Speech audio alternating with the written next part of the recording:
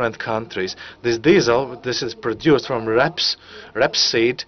Unfortunately, this fuel is more expensive than the oil-based diesel. And I'm not sure about the situation in Sweden. Actually, in Sweden, it is a generally accepted practice to use biodiesel. Of course, it depends on the excise tax and the taxation policies. This is how we can encourage the use of biodiesel. In Latvia, actually, it is more expensive to use the biodiesel. So the fact that we are exporting our rapeseed, it's justified by the government's policies. Yes, it could be. One could say so. And it is clear that our farmers, just like in any other business, are willing to sell for the highest price. When we talk about rapeseed and grain, they are sold at the world's stock markets, and farmers actually do not care whether they are further exported to Morocco or Sweden. But when we talk about the Scandinavian countries in general, they are much greener than us, and actually they use the tax policies in order to motivate the people.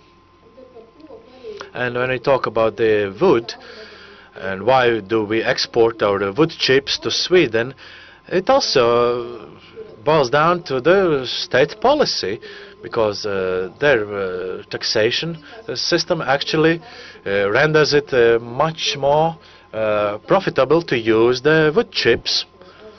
And actually in Sweden it is much cheaper to produce electricity out of wood chips.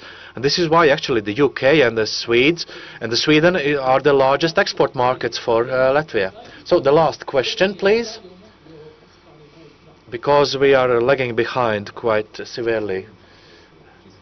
I represent GCA Latvia, and the subsidies are paid for the areas that are managed by for agricultural needs. Yes, the European subsidies are paid for the land that is in good agricultural and environmental condition. And when we talk about the definition, what does it mean to be in good agricultural and environmental condition? It means well-managed land that is used for crops, for grazing, and also the land that where grass is cut at least once a year. Do you have a different rates depending on the type of use? Whether you have crops and whether you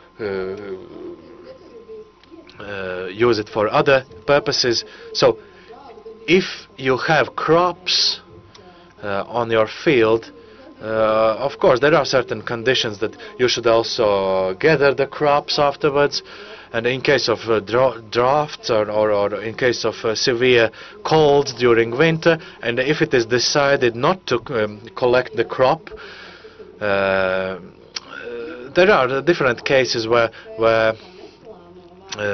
subsidies can be applied depending on different based on different situations. Actually, probably you should explain what was the point behind your question. So, in rural areas, there is a certain practice of simply leaving the crops on the field simply to receive the first subsidies and to simply rely on the subsidies rather than to collect the crops and sell them afterwards. There might be cases there which this is true.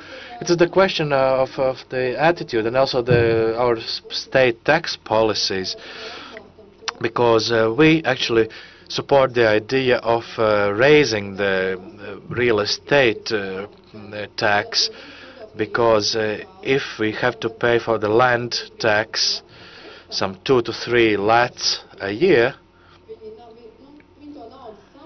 actually it's quite cheap, and they can simply pay this tax, and they are not even interested to gain something else from the land. And as a nation, of course, we lose from it. We are not producing dairy or grain, and because there is no initiative for or incentives for the farmers to use the land. They simply rely on the subsidies because the intensity of